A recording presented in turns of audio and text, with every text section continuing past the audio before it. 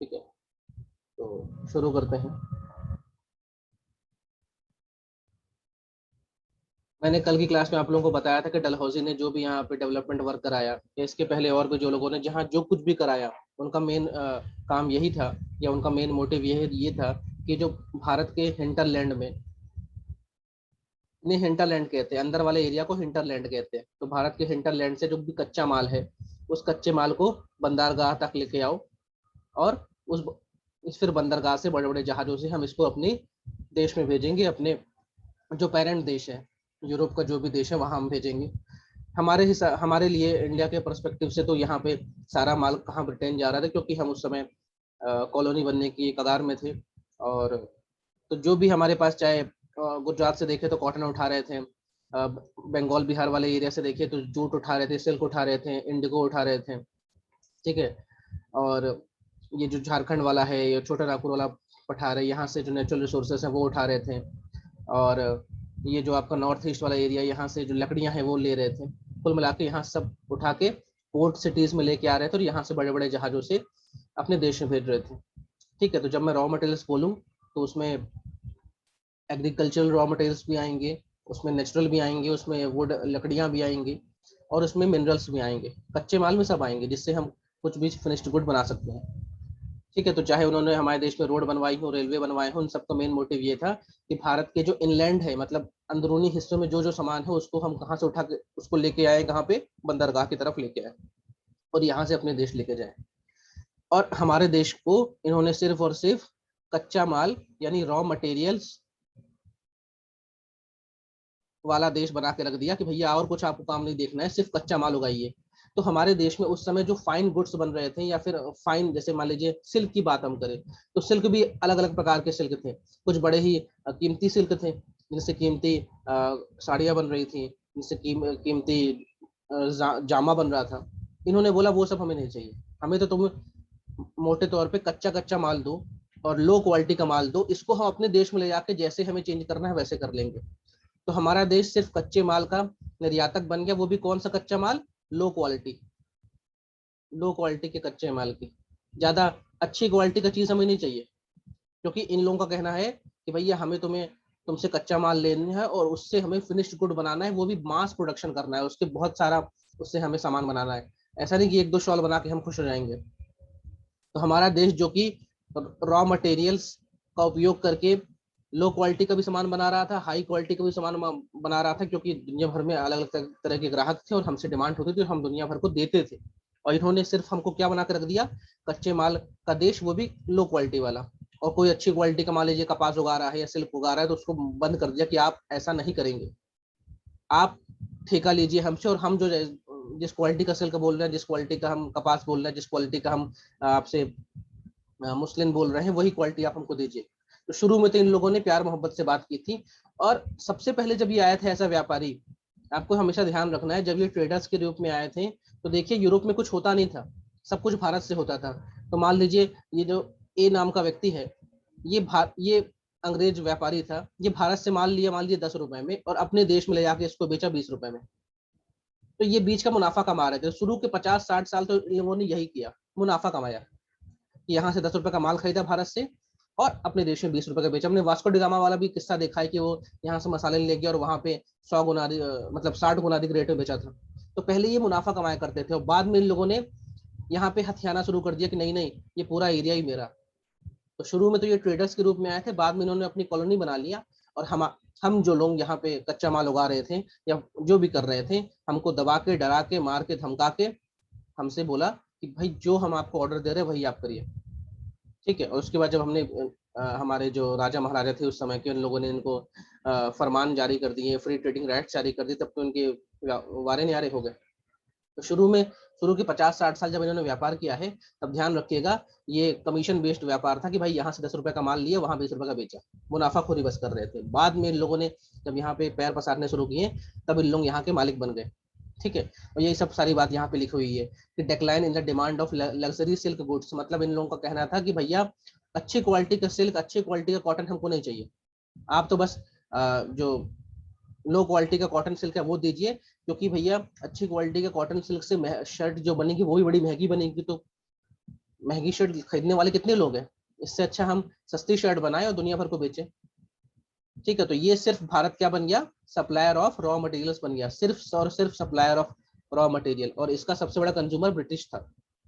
ठीक है, तो ये हमारे यहाँ से कच्चा माल ले गए और वहां से जो फिनिश्ड गुड बना के लाए उसको फिर हमारे देश में बेच दिए। कच्चा माल हम दे रहे हैं और ब्रिटेन से फिनिश्ड गुड बन के आ रहा है, उसको भी हमारे देश में इन्होंने खपा दिया, क्योंकि आबादी हमारे यहाँ बहुत सारी थी। ठीक है, और इन्होंने हमारे देश को सिर्फ और सिर्फ एक मार्केट समझा और हमारे यहाँ से कच्चा माल लेकर चले गए, वो भी औने पौने दाम में। शुरू में 10-20 साल तो जब तक इन लोगों ने युद्ध नहीं जीते थे तब तक तो अच्छा रेट दिया करते थे हमारे किसानों को, हमारे जो भी आर्टिजन वीवर्स को। और जब ये युद्ध जीतने लग गए, जब इन्होंने संधियां साइन कर ली, तो हमारे जो भी कारीगर हैं, जो भी किसान हैं, जो भी हथकरघा वाले हैं, इनको फिर एक्सप्लॉइट करना शुरू कर दिया कि सही मान लो कीमत थी 5 रुपए तो दे रहे हैं 50 पैसे, इतना ले लो नहीं तो गोली मार देंगे, इतना ले लो नहीं तो जेल में डाल देंगे। क्योंकि हमने देखा है भी पिछली क्लासों में कि इनके पास लॉ एंड ऑर्डर के भी राइट्स आ गए थे, इनके पास सजा देने के भी राइट्स आ गए थे, इनके पास जमीन भी आ गई थी। और वो हमने देखा है कि जब, अब आप सोचिए जब जमीन के मालिक ये हो जाएंगे तो उस जमीन में उगने वाली हर चीज का जो एक तरह से मालिक यही रहेंगे। फिर ये तय किया करते थे कि भाई परमानेंट सेटलमेंट पे तुम हमको इतना दे दो, रैयतवारी में तुम हमको इतना दे दो, महालवारी में तुम हमको इतना दे दो। मतलब उस जमीन की उपज का भी टैक्स देना है, और वो जो उपज हो रही है वो उस उपज को कितने में बेचेंगे वो भी यही लोग तय कर रहे थे। क्लियर हो रही मेरी बात आप लोगों को? जी सर। तो ये दोहरी मार मार रहे हैं। और हमने देखा था कि शुरू में जब स्लाइड मैंने दिखाया था कि जब कभी दिक्कत पड़ती थी तो जो जमीन का लगान था वो 33% तक जाता था दिक्कत पड़ने पे, और नॉर्मल टाइम पे तो 15 से 20% रहता था।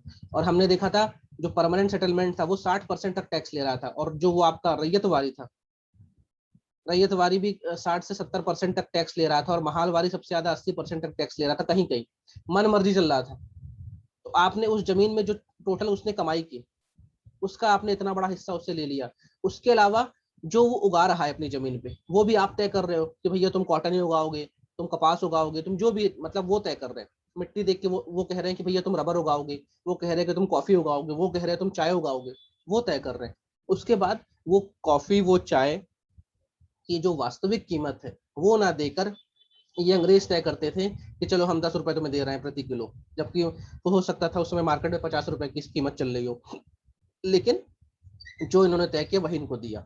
और ऐसा भी नहीं कि भाई जो तय किया तुरंत दे दिया, भैया माल लदवा दो पैसा आता रहेगा, फिर वो किसान घूम रहा है कि भैया पैसा मिलेगा पैसा मिलेगा।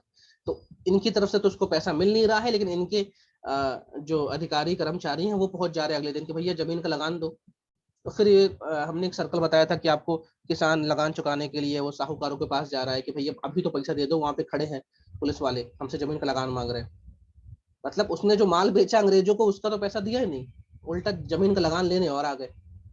ठीक है, तो ये सब बड़ी दयनीय स्थिति हो रही थी। तो जो व्यापारी है उसकी दयनीय स्थिति तो आप देख ही चुके हैं कि भाई उसका माल बिक ही नहीं रहा था, उसके माल पे टैक्स लगा दिया गया था, इनके माल पे टैक्स नहीं लग रहा था, इनका माल सस्ता था।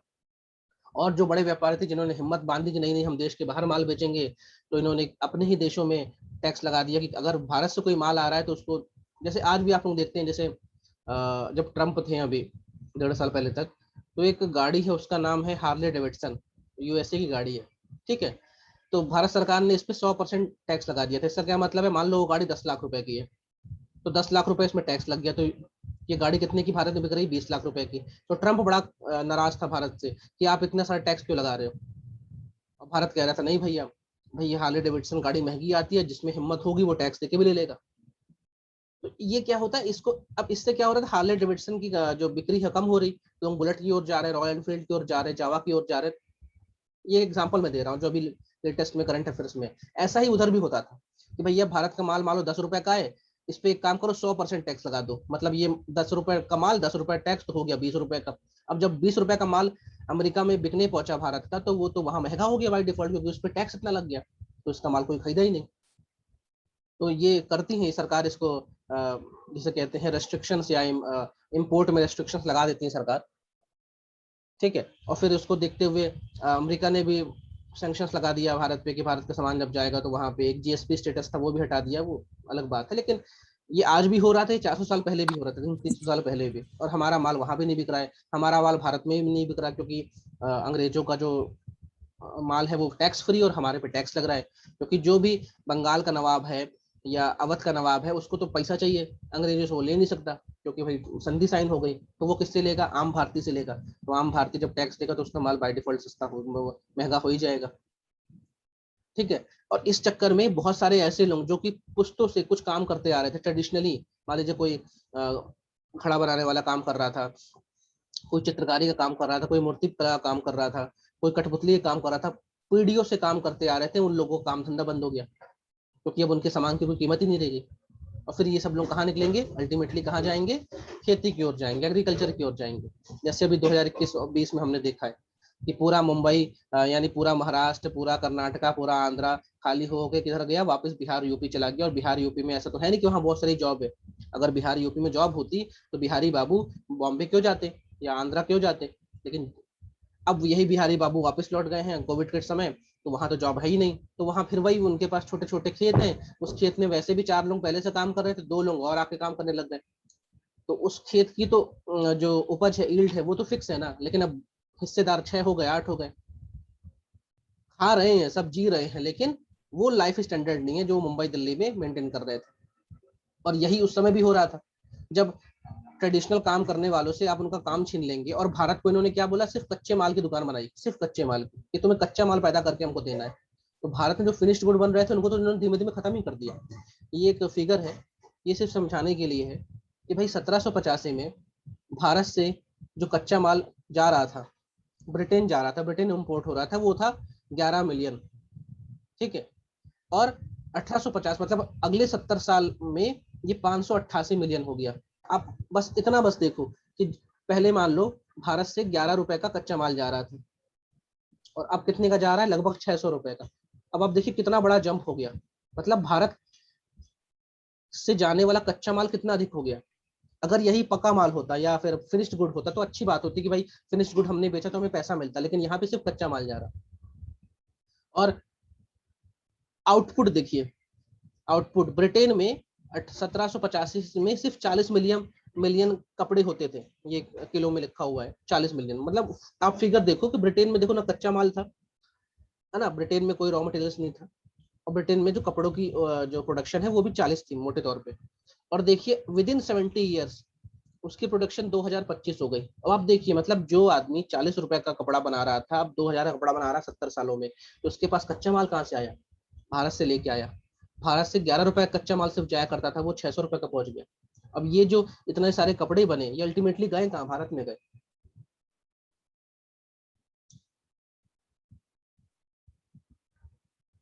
ठीक है।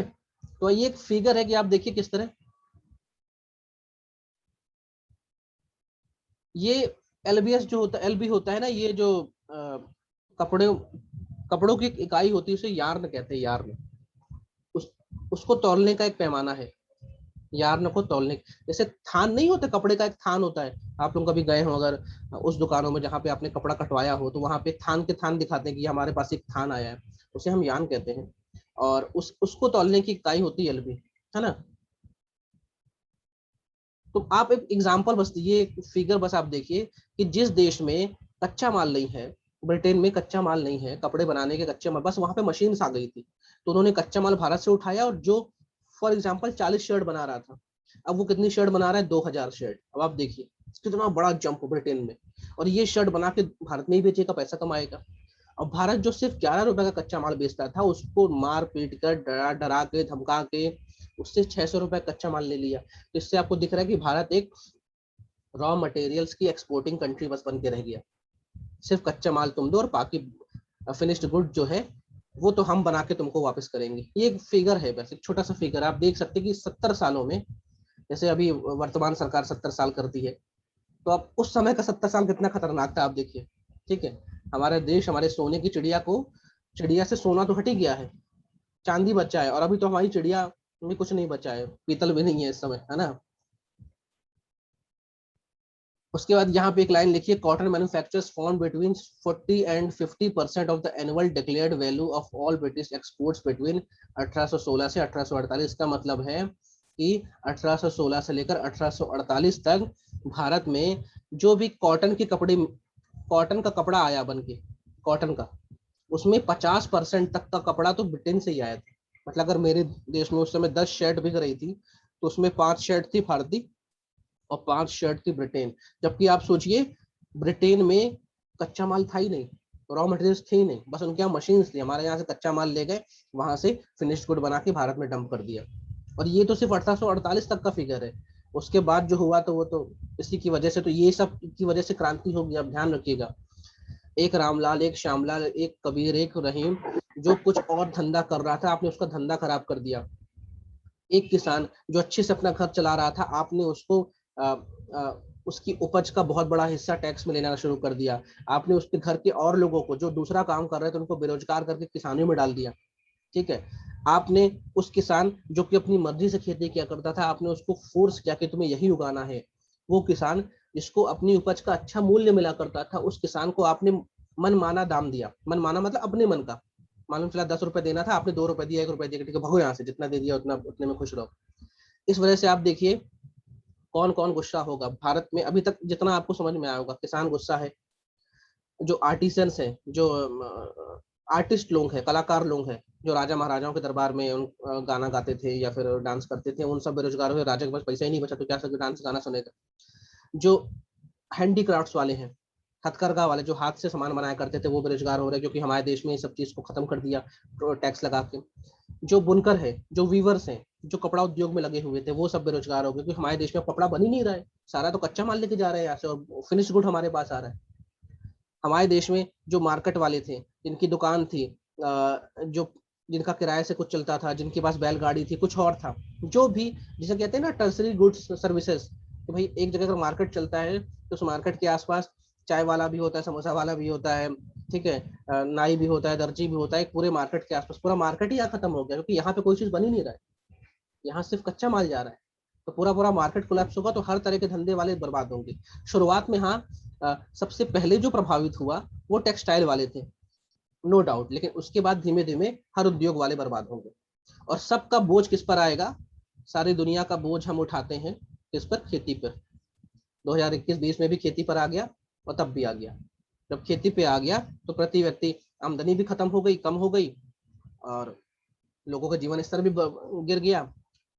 और कभी अकाल पड़ा, कभी सूखा पड़ा, तो पहले हो सकता है कि 2 लोग ही खेती पे डिपेंडेंट थे, बाकी सबका घर खर्चा चल रहा था। जैसे आज मान लीजिए आपके परिवार में 4 लोग हैं, 4 में से 3 गवर्नमेंट जॉब में है, तो उनकी नौकरी तो गई नहीं, तो आपको शायद फर्क नहीं पड़ा। लेकिन आपके परिवार में 4 लोग हैं और चारों प्राइवेट में थे और सबकी जॉब चली गई, तो आपको फर्क पड़ा कोविड में।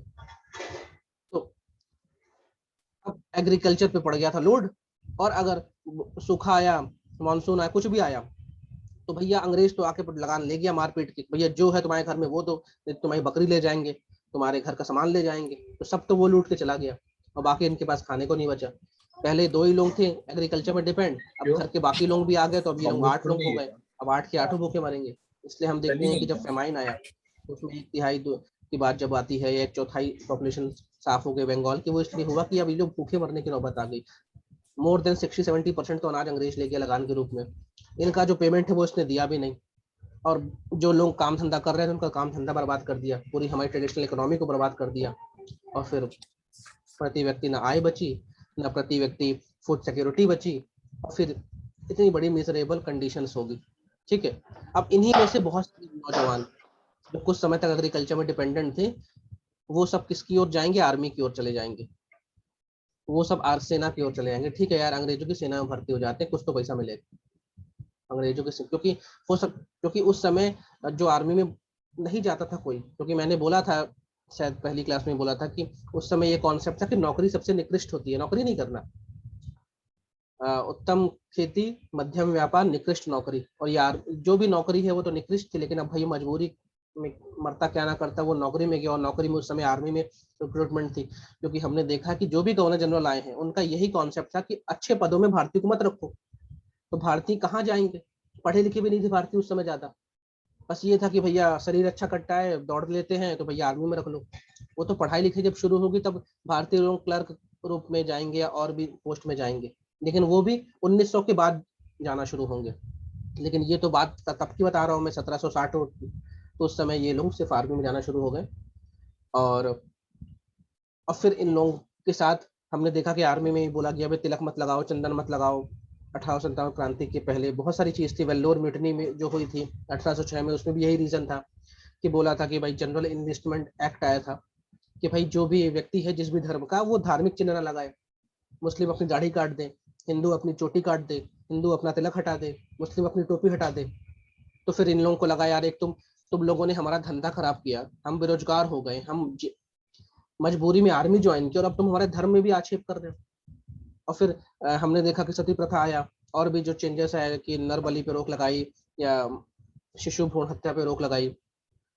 तो ये लोग जो कि अभी तक सिर्फ पैसे से मात खाए थे, पैसे से मारे गए थे, तो ठीक है तुमने हमारा पैसा मार लिया, हमारा धंधा मार लिया, अब इन लोगों को लग रहा है कि यार तुम तो मेरे धर्म में भी घुस रहे हो, तुम तो हम ये तय कर रहे हो कि कौन धर्म कैसा अपनाएगा, किस धर्म में क्या प्रथा होगी।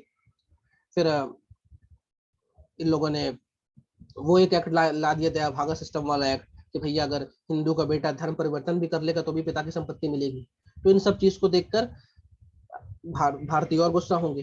तो ये सब रीजंस हैं, 1857 की क्रांति के रीजंस हैं। क्लियर हो रहा है सभी को?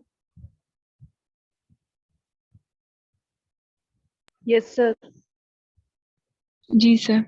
या फिर जैसे अभी हाल फिलहाल में देखिए कि भाई लोग बहुत बेरोजगार हैं, सरकार मानने को तैयार नहीं, लोगों ने जान भी बहुत गंवाई, सरकार फिर भी नहीं मान रही कि ऐसा कुछ हुआ ही नहीं है। पेट्रोल डीजल के दाम बहुत बढ़ गए, सरकार फिर भी नहीं मान रही। और कभी कुछ हमारे मंत्री महोदय लोग, खासकर स्टेट गवर्नमेंट के उठपटांग स्टेटमेंट दे देते हैं कि भैया पेट्रोल महंगा है तो गाड़ी में मत चलो, पेट्रोल महंगा है तो पैदल चलो।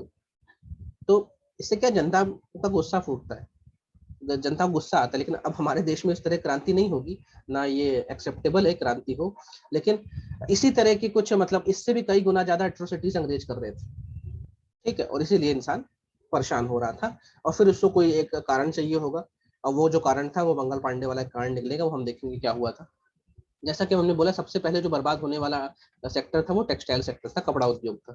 उसके बाद शिप बिल्डिंग भी हुआ, क्योंकि बहुत साल पहले हमारे देश में बहुत अच्छी क्वालिटी के जहाज बना करते थे, क्योंकि हमारे पास लकड़ियां अच्छी थी, हमारे पास कारीगर अच्छे थे। फिर लोगों ने क्या किया, इन्होंने ट्रेन तो बनाई दी, इन लोगों ने लकड़ियां उठाई यहाँ से और लकड़ियों को ले गए कहाँ, समंदर किनारे ले गए, और वहां से अपने जहाज में लकड़ियां भर के अपने देश ले गए।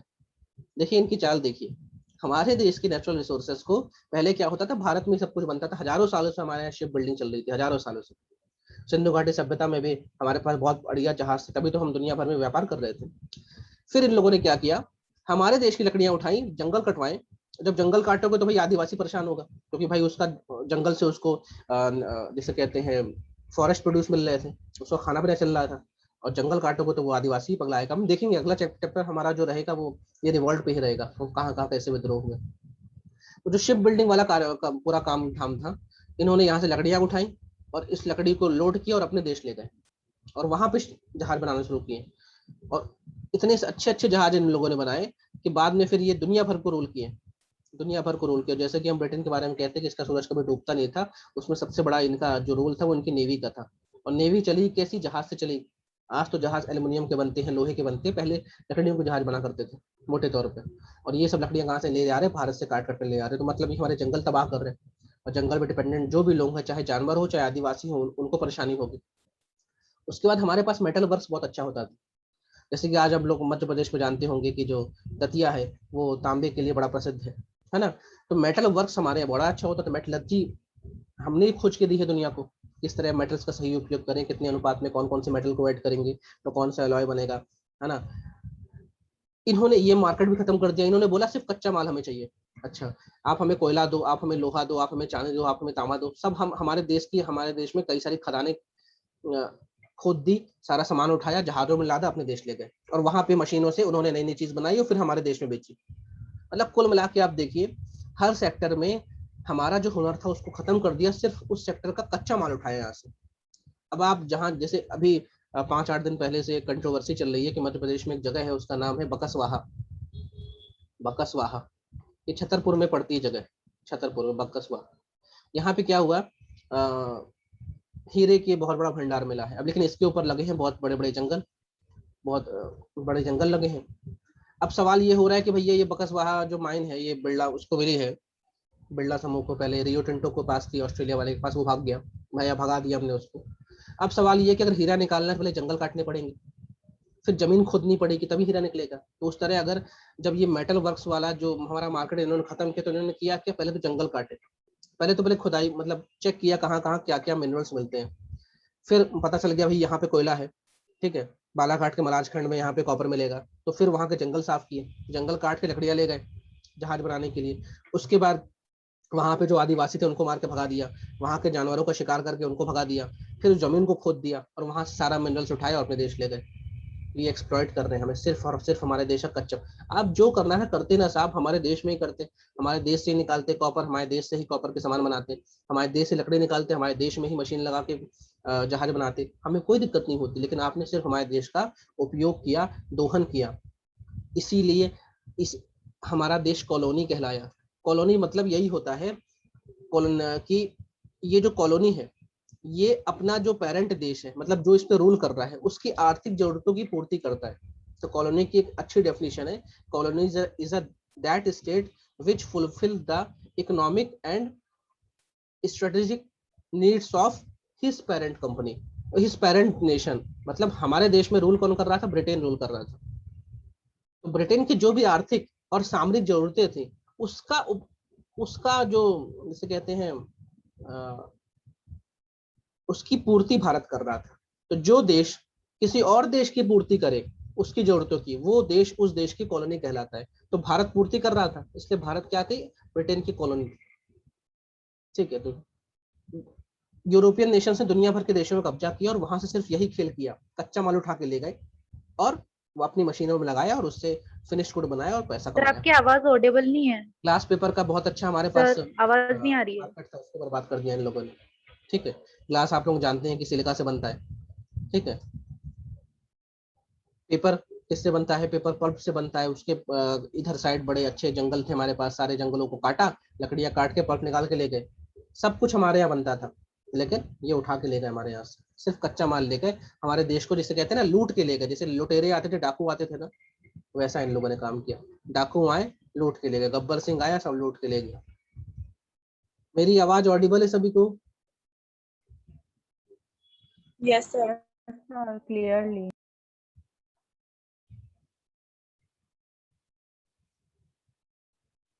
एक ये शब्द सर है, इसे बीच कहते बीच हैं में मर्केंटिलिज्म। मर्केंटिलिज्म इसको कहते हैं वाणिज्यवाद। मर्केंटिलिज्म आया शब्द मर्चेंट से।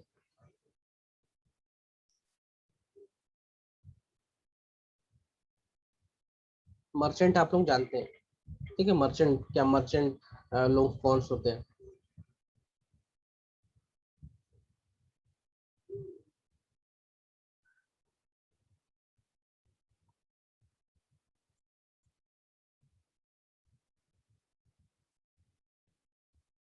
तो ये जो वाणिज्यवाद का कॉन्सेप्ट है, ये कॉन्सेप्ट में क्या है कि अपने देश में इंपोर्ट जो है वो कम से कम करो, लो रखो, और अपने देश से एक्सपोर्ट ज्यादा करो, एक्सपोर्ट हाई रखो। जैसे आज चाइना जो है वो दुनिया से खरीदता कम है, बेचता ज्यादा है, लेकिन चाइना के पास रिसोर्सेस है, उसके पास कच्चा माल है, किसी और देश से कच्चा माल लूट के नहीं लाता है। लेकिन इन लोगों ने, यूरोपियन नेशन ने, खासकर ब्रिटेन ने क्या किया, यही चीज की कि भाई हमारे देश से माल ज्यादा से ज्यादा बिके, कम से कम हम खरीदें। लेकिन उसके लिए इन्होंने अब यूरोप के पास क्या था, उसके पास कच्चा माल नहीं था। तो कच्चा माल नहीं था तो वो फिनिश्ड गुड बनाएगा कैसे, और फिनिश्ड गुड नहीं बनाएगा तो एक्सपोर्ट क्या करेगा। इसलिए कच्चे माल की तलाश में इन लोगों ने दुनिया भर को लूटा और क्या बनाई, कॉलोनी बनाई। क्या बनाई, कॉलोनी। तो वाणिज्यवाद का कॉन्सेप्ट आप समझ गए कि हम खरीदे कम, बेचे ज्यादा। मर्चेंट यही चाहता है, दुकानदार यही चाहता है कि अगर 10 रुपए का माल मैं खरीद रहा हूँ तो उसको 20 रुपए का बेचू, मुनाफा कमा के। मेरी कमाई तो तभी तो निकलेगी बीच का मुनाफा। इसीलिए कभी कभी कहा जाता है कि मार्केट जो वाणिज्यवाद है या मर्केंटिलिज्म है, ये पापा है इसका, कॉलोनिज्म का। मर्केंटिलिज्म जो है वो पापा है कॉलोनिज्म का, इसी ने पैदा किया। अगर ये भावना नहीं आती ना तो दुनिया भर में कॉलोनी नहीं बनती, दुनिया भर कोई गुलाम नहीं बना। और जब कॉलोनिज्म शुरू किया गया, इसी को कहा जाता है, इसका जो बेटा उसे कहा जाता है इम्पेरियलिज्म। इम्पेरियलिज्म इसे कहते हैं साम्राज्यवाद। जैसे देखिए, पहले आपके देश में ईस्ट इंडिया कंपनी ने रूल किया, धीमे धीमे ईस्ट इंडिया कंपनी के पीछे पीछे वहां का वहाँ की सरकार चली आई। और 1857 की क्रांति के बाद तो आप जानते हैं कि ब्रिटेन ने डायरेक्ट शासन शुरू कर दिया। तो जब वहाँ का साम्राज्य, वहाँ का राजा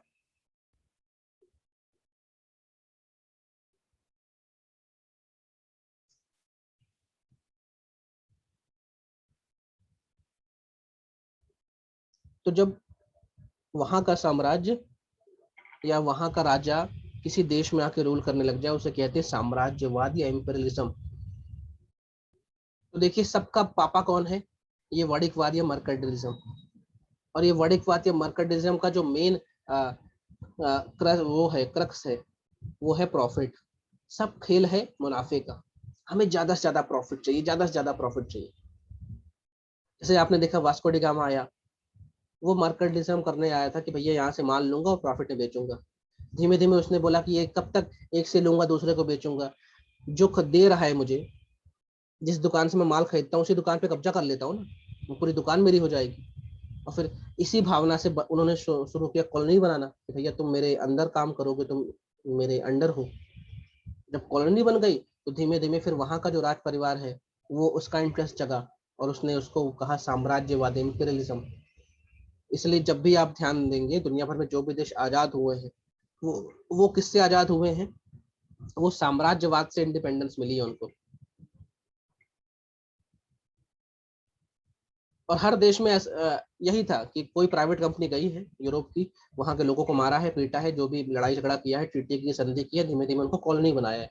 और जब वो कॉलोनी बन गई है तो वहां के जो राजा हैं उन्होंने उस कंपनी को रिप्लेस कर दिया है और खुद बैठ गए। तो पहले आया मर्केंटिलिज्म या वणिकवाद, उसके बाद आया उपनिवेशवाद, और उसके बाद आया है साम्राज्यवाद। और साम्राज्यवाद के बाद आई है स्वतंत्रता। ठीक है, यही सब लिखा हुआ है कि हमें अपना इम्पोर्ट कम से कम करना है। ये किसकी किसकी नजर में बोल रहा हूँ, ब्रिटेन की नजर में। ब्रिटेन बोलता है कि मुझे खरीदना कम है, बेचना ज्यादा है। और जब खरीदूं तो खरीदने में ही प्रॉफिट मिले। अभी तक मान लो मैं इज्जत से इनसे सामान ले रहा हूँ भारतीयों से, मुझे 10 रुपए पे करना पड़ रहा, लेकिन अगर मैं भारत को गुलामी बना लूँ तो मुझे 1 रुपया पे नहीं करना पड़ेगा, मैं मार पीट के उनसे काम करा लूंगा। और मुनाफा तो मेरे भाई है, मैं बेचूंगा दुनिया भर के मार्केट में तो मुझे पैसा तो मिलेगा। क्लियर हो रही है आप लोगों को बात? यस।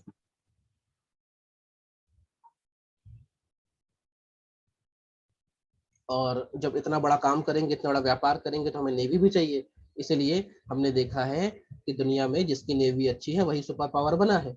और ब्रिटेन दुनिया का पहला सुपर पावर था मॉडर्न हिस्ट्री के हिसाब से। ठीक है, और वो सुपर पावर क्यों बन पाया, उसकी नेवी मजबूत थी। और ये हमने देखा है कि भाई भले पुर्तगाली भारत में पहले आ गए, लेकिन भारत में लंबे समय तक रूल किसने किया, ब्रिटेन ने, because they have a good navy, अच्छी नेवी। और नेवी किससे बनती है, जहाज से। और जहाज उस समय किससे बनते थे, लकड़ी से। और लकड़ी ये कहाँ से उठा के ला रहे थे, भारत से। मतलब हमारी लकड़ी काट के ले गए, अपने बनाए जहाज, उससे बनाई बड़ी सी नेवी, और उससे दुनिया भर को रूल किया तुमने। ठीक है, अब जब इतना सब कुछ हो रहा था और हमारे देश से पैसा ही तो जा रहा था बाहर, इसे कहा गया कि धन निकासी का सिद्धांत या इकोनॉमिक ड्रेन थ्योरी या ड्रेन ऑफ वेल्थ। हमारा पैसा निकल गया। इसके बारे में सबसे पहले दादा भाई नौरोजी ने अपनी एक थीसिस में कहा था, या उसको कहीं कहीं किताब भी कहा गया है। उसका नाम है the poverty and un British rule in India. उसमें इन्होंने कहा था, उन्होंने बकायदा हिसाब बना के बताया था कि अंग्रेजों ने भारत से अभी तक कितना पैसा लूट के ले गए। नहीं, पैसा मेरा था, कोई और लेके चला गया।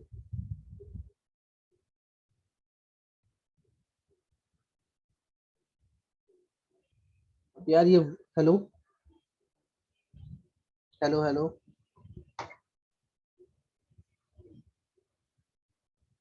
हेलो।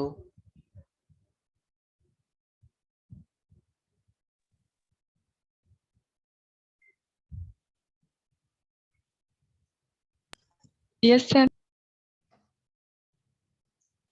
चलिए ठीक है, अगर आवाज ब्रेक हो रही है ना तो ये रिकॉर्ड तो हो ही रहा है। अगर जब नहीं समझ में आया तो फिर ये रिकॉर्डिंग देख लेना आप लोग। इसको खत्म ही कर दें आज, है ना। तो जैसे मैंने कहा कि दादा भाई नौरोजी, इनके बारे में बाद में पढ़ेंगे अच्छी से। दादा भाई नौरोजी, इन्होंने अपनी एक किताब में सबसे पहली बार बताया कि भाई भारत से कितना पैसा चला गया है। और पैसा भी चला गया क्या, और कैपिटल भी चली गई, कितना गया, इन्होंने सबसे पहली बार बताया।